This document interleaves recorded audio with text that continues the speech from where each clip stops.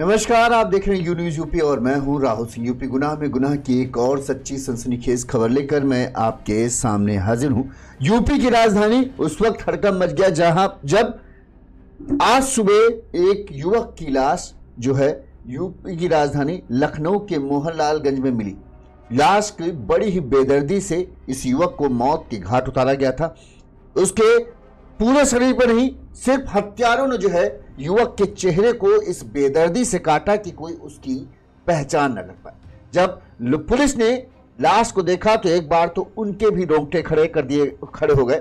सिर्फ और सिर्फ चेहरे को निशाना बनाकर हत्यारों ने किसी तेज धारदार हथियार या किसी भारी चीज से उसके सिर को कूचा हुआ था। इस लाश की खबर जैसे ही मिली पूरे इलाके में हड़कंप मच गया। बताया जाता है कि सुबह ही जो मृतक युवक के परिजन हैं वो थाने में इस बात की शिकायत दर्ज करने आए थे कि उनका बेटा जो है कल रात शाम 7:30 बजे अपने घर से निकला था और उसके बाद देर रात तक घर लौटा नहीं। हम लोगों ने उसे खोजने की बहुत कोशिश की लेकिन उसका कहीं कुछ पता नहीं चला। इधर जो मृतक युवक के परिजन हैं वो शिकायत ही दर्ज करा रहे थे, तब तक पुलिस को यह सूचना मिलती है कि मऊ नहर पुल से हुलासखेड़ा मार्ग पर एक युवक की लाश पड़ी हुई है।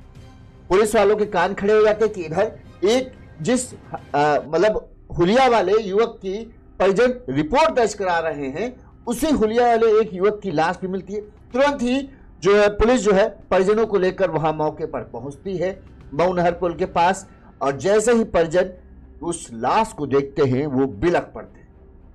वो लाश कुछ किसी और की नहीं बल्कि उनके बेटे की थी, जिसका नाम था अल्मास सिद्दीकी। उम्र करीब 23 साल थी और ये जेल रोड का रहने वाला था। मंगलवार शाम ये अपने घर से 7:30 बजे करीब निकला था और उसके बाद 8 बजे इसका फोन स्विच ऑफ हो जाता है। घर वाले इसको कई बार फोन करने की कोशिश करते हैं कि कहीं क्या है कैसा है जानकारी हो जाए, लेकिन इसका फोन ही बंद आता है। फिर परिजन इंतजार करते हैं क्योंकि ये बता के गया था कि दोस्तों के साथ जा रहा है और जल्दी वापस लौट के आ जाएगा, लेकिन जब पूरी रात गुजर जाने के बाद भी वो उसका कुछ पता नहीं चलता तो सुबह पुलिस जो परिजन है वो मोहनलालगंज थाने पहुंचते हैं और इस बात की शिकायत दर्ज कराते हैं। शिकायत दर्ज ही कराते हैं तब तक उनके बेटे की मौत की खबर उन तक पहुंच जाती है। अब पुलिस पूरे मामले की जांच में जुटी है। सबसे बड़ी बात है जिस तरह से लाश मिली, लाश की फोटो हम आपको दिखा नहीं सकते पर हम आपको ब्रीफ करते हैं। उसके शरीर पर मतलब ऊपर से जब पुलिस ने बॉडी देखी उसके शरीर पर कहीं कोई चोट का निशान नहीं दिख रहा, ना ही कोई खून लगा, कहीं नहीं कुछ। सिर्फ और सिर्फ उसके चेहरे पर यहाँ पर ऐसे गड्ढे बने हुए, जख्म बहुत गहरे जख्म बने हुए हैं, चेहरा पूरा कूचा गया, पूरा सिर्फ चेहरा लग रहा है कि उस चेहरे पर ही हत्यारों ने निशाना बनाया, उस चेहरे को ही बड़ी बुरी तरीके से कूचा है। पुलिस जांच में जुटी है। परिजनों का रो रो कर बुरा हाल है क्योंकि कमाऊ बेटा था, 22-23 साल का जवान बेटा जिसके घर से चला जाए उसके घर पे सोचिए दुखों का पहाड़ ही टूट पड़ा होगा और वही हुआ है। माता पिता का रो रो कर बुरा हाल है। इस खबर की पूरी डिटेल हम आपको हमारी इस खबर बताएंगे, क्या कैसे हो सकता है, किस पर परिजनों का शक है, किस तरह से ये जो है अल्मास जो था अपने घर से क्या कहकर निकला था, परिजनों माता पिता को किस पर शक है, ये सब हम आपको जानकारी हमारी इस खबर में बताएंगे। सबसे पहले एक छोटी सी अपील, अगर आपको हमारी खबर अच्छी लगती है और आपको लगता है हम सही तरीके से अपना काम कर रहे हैं तो आप हमें आर्थिक तौर पर मदद भेज सकते हैं ताकि हम और इसी तरह से अपने चैनल को आगे बढ़ाएं और आप तक अच्छे से तरीके से खबरें पहुंचाएं। जैसे हमारे साथियों ने हमें मदद की है। मोती ज्वेलर्स ने हमें 150 रुपए की मदद भेजी, रामू जी ने हमें 50 रुपए भेजे, अशोक कुमार रस्तोगी जी ने हमें 200 रुपए की आर्थिक मदद दी है। इन सभी का हम बहुत बहुत आभारी हैं। इसी तरह से अपना सहयोग देते रहिए। अगर आप भी हमें सहयोग करना चाहते हैं तो हमारा फोन पे नंबर स्क्रीन पर फ्लैश हो रहा है। चलिए अब हम आपको पूरी खबर विस्तार से बताते हैं और फिर इस पर बात करते हैं कि आखिर हत्यारा हो कौन सकता है। जो हमने आपको बताया लखनऊ के मोहनलालगंज थाना क्षेत्र का ये मामला है। जो लड़का था जिसकी लाश मिली उसका नाम है अल्मास सिद्दीकी, उम्र करीब 23 साल है और ये जेल रोड का रहने वाला है। अल्मास सिद्दीकी के पिता रवि मोहम्मद ने जो है ये हमें बताया, पुलिस की पूछताछ के दौरान उन्होंने बताया कि बेटे के पास जब बेटा शाम 7:30 बजे 29 तारीख की शाम 7:30 बजे घर से निकल रहा था तब बेटे के पास बार बार किसी का फोन आ रहा था। वो घर पर ये कहकर निकलने लगा, मतलब घर से निकलने लगा कि अभी थोड़ी देर में आ रहा हूं, तो उस पर अल्मास की मां ने उससे कहा बेटा खाना खा लो तब बाहर जाओ, क्योंकि अल्मास जो है ऑटो चलाता था, ऑटो चला के घर आया ही था और बस ऑटो खड़े करके अपना जो है कपड़े अपने चेंज कर रहा था, तभी उसके पास 8 से 10 बार किसी का मिस कॉल आता है और वो घर से ये कहकर निकलता है कि अभी थोड़ी देर में आ रहा हूँ। माँ कहती बेटा पहले इतनी देर थके हारे आए हो, खाना खा लो फिर जाओ। तब बोलता है, पूछता है माँ से कि क्या बना। माँ कहता है बेटा दाल रोटी बनाएंगे। तो कहता है अच्छा ठीक है, बस थोड़ी देर को 5-10 मिनट में हम आ रहे हैं, जरा जरूरी काम है। और इसके बाद वो वापस लौट कर नहीं आता। सुबह उसकी मौत की खबर जरूर उसकी माँ तक पहुंचती है। इस खबर को सुनकर माँ का रो रो कर बुरा हाल है। वो बदहवास हुई जा रही है। उसके जवान बेटे को किसने बेदर्दी से मौत के घाट उतार दिया, उन्हें समझ में नहीं आ रहा। उनका कहना है हमारे बेटे से तो किसी की कोई दुश्मनी नहीं थी, सबके साथ वो अच्छे से मिल बांट कर रहता था, फिर किसने उनकी हत्या कर दी, ये समझ से परे।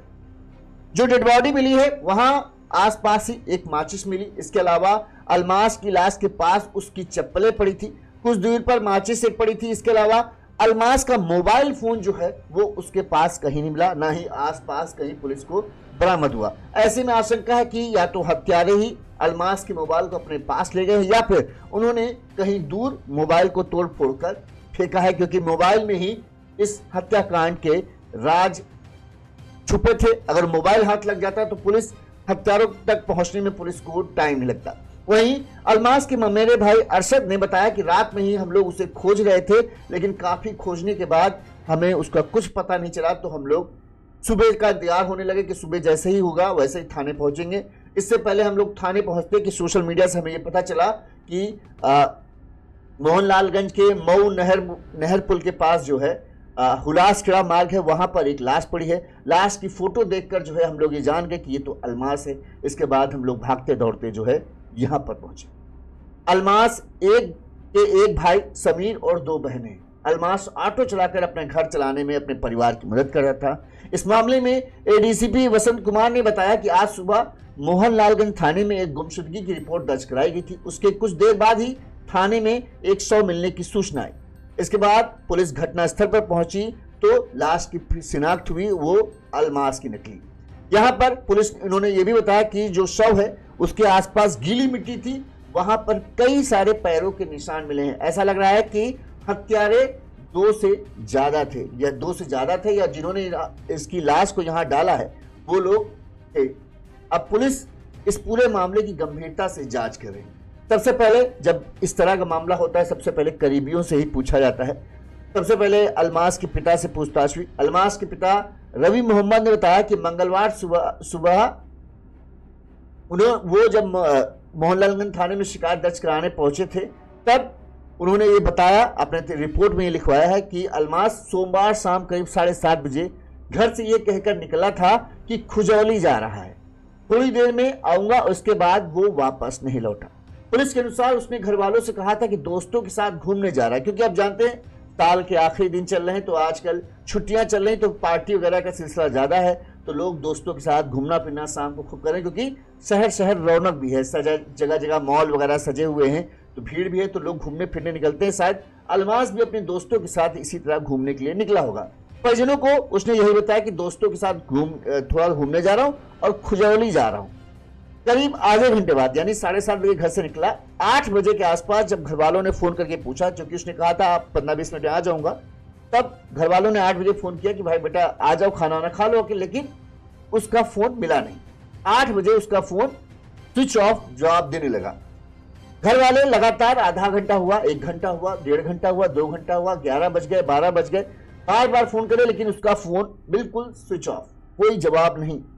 अब परिजनों को चिंता होने लगी, लेकिन उनको यह था कि चलो एक बार सुबह होने का इंतजार कर लेते, शायद दोस्तों के साथ गया है तो पार्टी वार्टी हो रही होगी तो इसलिए फोन नहीं ध्यान दिया, तो सुबह होने का इंतजार कर रहे। सुबह तक जब अलमास की कुछ खबर नहीं आई तो परिजनों को पसीना छूटने लगे। तुरंत ही वो मोहनलालगंज थाने पहुंचते हैं और इस बात की शिकायत दर्ज कराते हैं। जो पिता है उन्होंने कहा है कि जब अलमास घर आया था शाम को 7:30 बजे के आसपास, इस दौरान वो कपड़े बदल रहा था, तब उसके पास 8 से 10 बार किसी का फोन आया कपड़े बदलने के दौरान, और उसके बाद वो बस ये कहकर चलता कि अभी बस आ रहा हूं और फिर दोबारा उसका कुछ पता नहीं चला। यानी वो फोन कॉल्स जो है इस शायद हत्याकांड की बहुत बड़ी अहम वजह हो सकती है। चलिए पहले पुलिस ने इस मामले में क्या कहा उस पर बात कर लेते हैं। उन्होंने क्या कहा वो सुनाते हैं, फिर हम लोग बात करते हैं कि आखिर इस मामले में क्या हत्यारे दोस्त हो सकते हैं क्या इस हत्याकांड में कहीं कोई लड़की वाला मामला तो नहीं, या फिर हत्या की वजह कुछ और हो जिसे हम लोग सोच भी ना पाए। चलिए पहले पुलिस ने क्या कहा वो सुनिए। देखा गया कि बॉडी मिली है यहाँ पर, क्या पूरा मामला कहाँ का? देखिए, दिनांक 30/12/2025 को थाना क्षेत्र मोहनलालगंज में आज सुबह सूचना मिलती है कि एक अल्माज पुत्र रवि मोहम्मद का सुबह से कल शाम से लापता है, और उसी सूचना के उपरोक्त थाना क्षेत्र में गुमशुदगी लिखाई गई है। कुछ ही देर के बाद कस्बा चौकी क्षेत्र में, ये माओ नहर के बगल में से ऐसा सूचना मिलती है कि इधर एक व्यक्ति का शव पड़ा हुआ है। जब इसका तस्दीक करा दिया गया है और शिनाख्त करा दिया है तो ये पता चला कि वो अल्माज का ही शव है, और तुरंत ही इसमें कुछ संदिग्ध व्यक्तियों को अपना हिरासत में लेके उससे पूछताछ की जा रही है और इसमें अग्रिम विधिक कार्रवाई की जा रही है। परिवारजन क्या कुछ व्यक्त कर रहे हैं कि इस तो विषय में आपका? जब इनका कल रात को इनसे बात हुआ था तो उनका कहना है कि बाहर अपना दोस्त के साथ घूमने जा रहा है। जब उसके बाद 8 बजे के आसपास इनका लास्ट बात हुआ था, उसके बाद मोबाइल बंद हुआ था। तुरंत ही अभी टेक्निकल टीम और सर्वेलेंस टीम, मैनुअल टीम काम करेगी इसमें, और तुरंत ही सर कल गुमशुदगी क्या घर वालों ने दर्ज कराई थी? गुमशुदगी इसमें दर्ज की गई है आज सुबह। जब इनका पापा रवि मोहम्मद ने आके सूचना दिया तो तुरंत ही गुमशुदगी दर्ज की गई है, और उसके बाद जो सूचना मिली है तो जब शिनाख्त किया गया तो उसी का परिजनों ने किसी पर कोई आरोप लगाया हो? अभी तुरंत अग्रिम कार्रवाई। सर शॉप पे क्या कुछ निशान है, किस तरह से क्या लग रहा है? कुछ गंभीर चोट है, उसका मुंह पे और इसका सर के ऊपर। जो इसमें मेडिकल रिपोर्ट और एफएसएल आके आपको अग्रिम कार्रवाई। मोबाइल पर्स सर बरामद हुई है या चोरी ऐसा भी? मोबाइल स्विच ऑफ आ रहा है और उसके शव के पास नहीं मिला है। बाकी चीज जो है जांच के बाद। सबसे पहले किसने देखा सबको यहाँ? तो इधर जो आदमी घूम रहा था वही आके चौकी पर सूचना दिया था, और उसके बाद 112 से भी सूचना मिली है, तो तुरंत ही पुलिस इधर पहुंची है और उसका शिनाख्त किया गया। पुलिस पूरे मामले की जांच में जुटी है। पुलिस की टीमें बना दी गई हैं।